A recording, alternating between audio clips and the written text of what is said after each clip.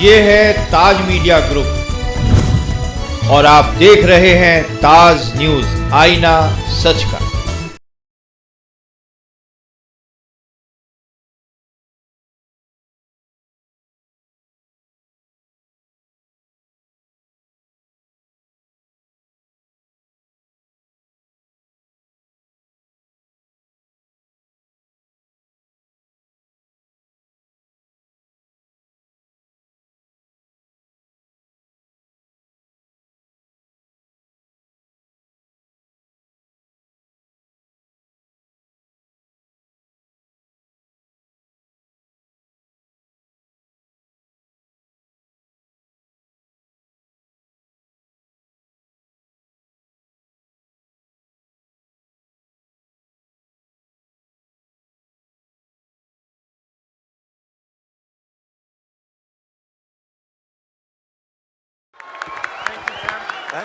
Thank you.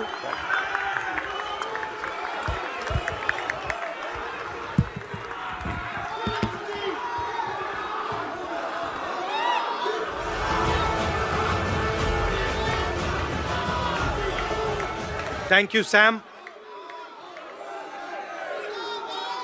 I'd like to welcome everybody, starting with Namaskar, starting with Sam Pitroda ji, Aarti Krishna ji, Mohinder Singh ji, George Abraham ji, Pradeep Samla ji, Bhullar ji, Gurdev Haier ji, leaders on the dais, and dear members of IOC, ladies and gentlemen, I'd like to welcome all of you here and wish you happy Onam and happy Ganesh Chaturthi.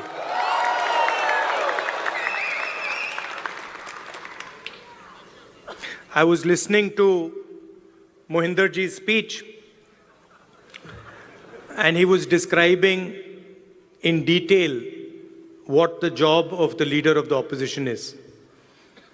He said, opposing the government in parliament. He said, not letting them run a dictatorship. And he gave a list of 3 or 4 things that define what a leader of opposition is supposed to do. This is true. One can say that those are all elements of the job.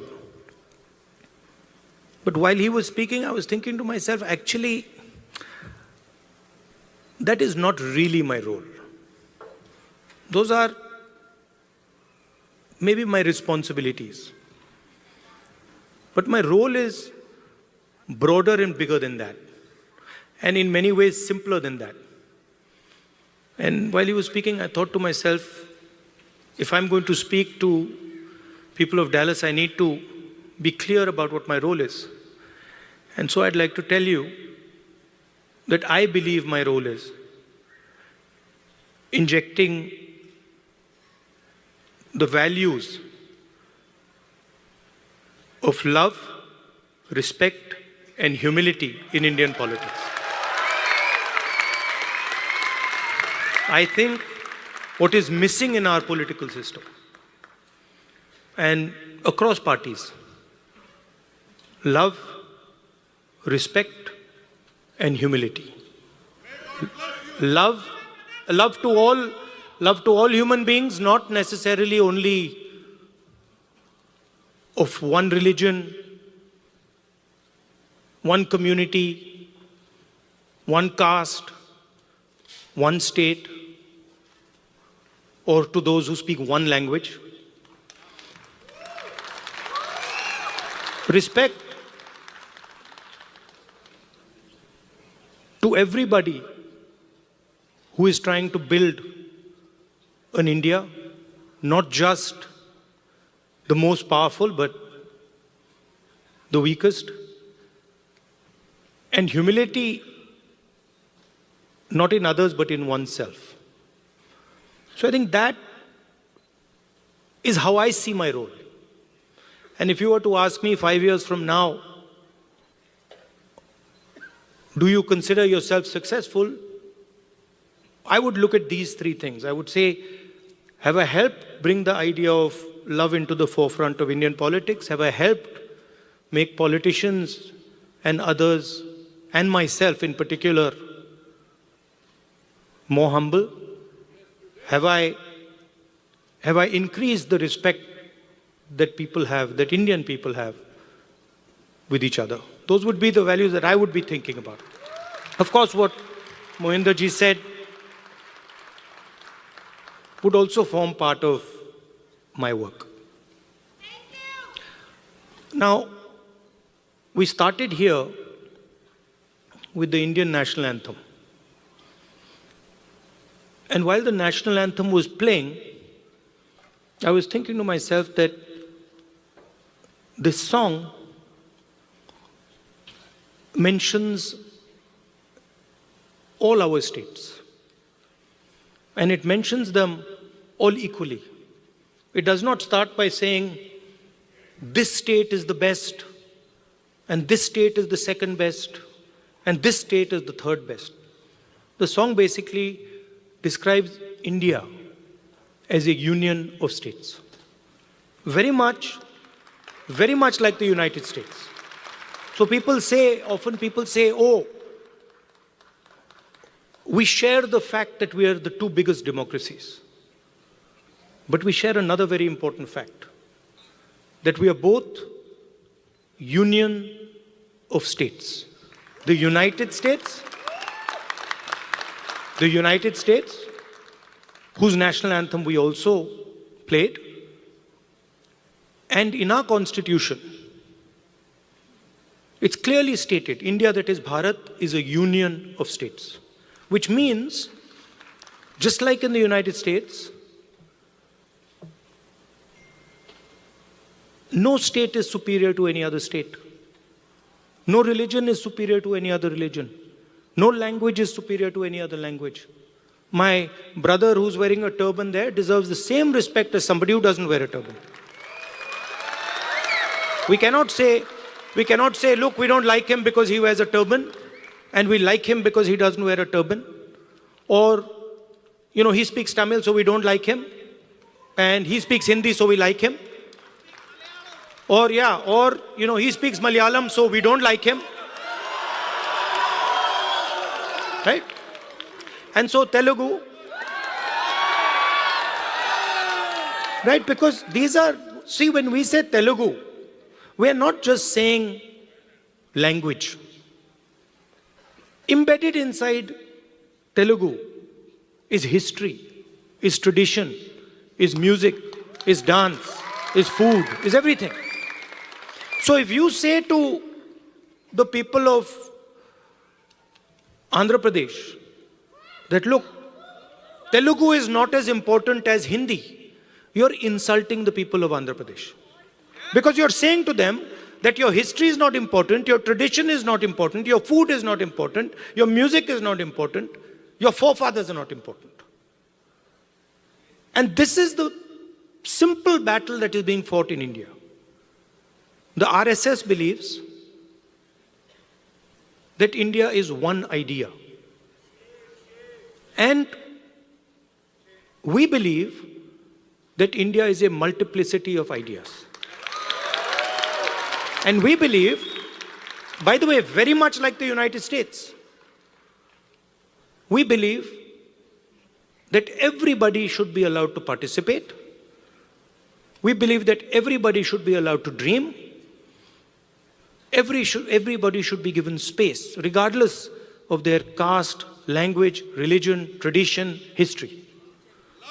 This is the fight. And the fight was crystallized in the election. When millions of people in India clearly understood that the Prime Minister of India is attacking the Constitution of India. Because what I am saying to you, union of states, respect to languages, respect to religions, respect to traditions, respect to castes, This is all in the Constitution. Every single word that I have said to you is in the Constitution. The foundation of modern India is the Constitution. And what people understood in the election clearly, and I saw it happening. When I used to raise the Constitution like this, people understood what I was saying. They were saying that the BJP is attacking our tradition, attacking our language, attacking our states, attacking our histories. And most importantly, what they understood was that anybody who is attacking the Constitution of India is also attacking our religious tradition. Right? And that is why in my first speech in Parliament, you must have noticed, when I described Abhay Mudra, the fact that this is a symbol of fearlessness and it is present in every single Indian religion. You can look, you go on the internet and you can see every single Indian religion. Guru Nanak Ji holds his hand like this. Shiva holds his hand like this. Every single Indian religion, the hand is a symbol of fearlessness. And when I was saying this, the BJP could not stand it. They don't understand. And we are going to make them understand. You see, and the other thing that happened that was very beautiful, that in fact I was amazed that it happened so quickly, was that fear of the BJP vanished, disappeared, gone. And we saw that immediately, within minutes of the election result, nobody in India was scared of the BJP or the Prime Minister of India.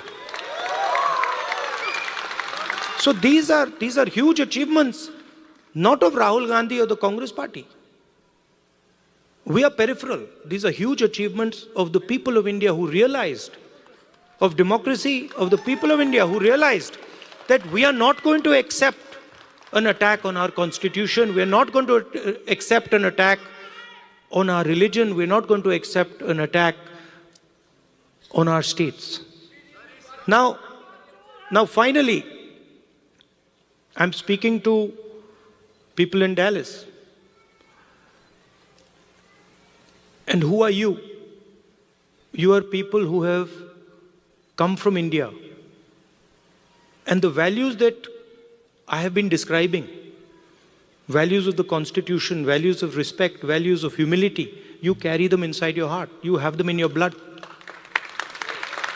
So when you came to this country, you did not come with arrogance.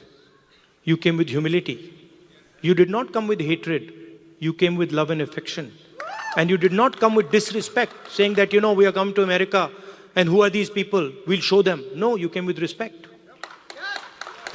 So inside your heart is respect, is love, humility. And you are our ambassadors in one way. You're the bridge between these two unions. United States of America and Union of States, which is written in our Constitution. And so you have a very important role, because the relationship between these two unions is going to determine the future of both these unions. The United States needs India, and India needs the United States. It's a fact. We cannot get away from it. So you have a very important role of being the bridge between your old home and your new home. Right? And in my view, you should travel freely between these two homes, and you should bring the idea of India to the United States and the ideas of the United States to India. Sam said that I had promised that I will go to Dallas. And it's true.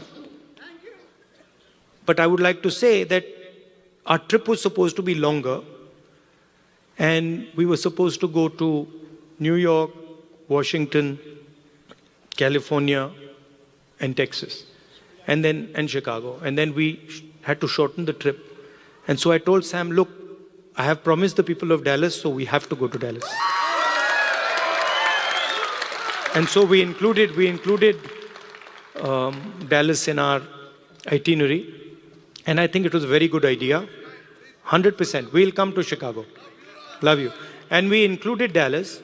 And I think it was a very good idea because Dallas is thriving. Texas is thriving. A lot of technology is moving here.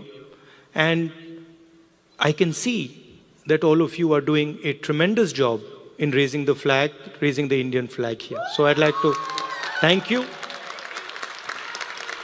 And I'd like to also tell you that it's important that the ideas you carry of humility, of affection, of respect, you spread them in our community here and also among the people of India. Thank you very much. Namaskar.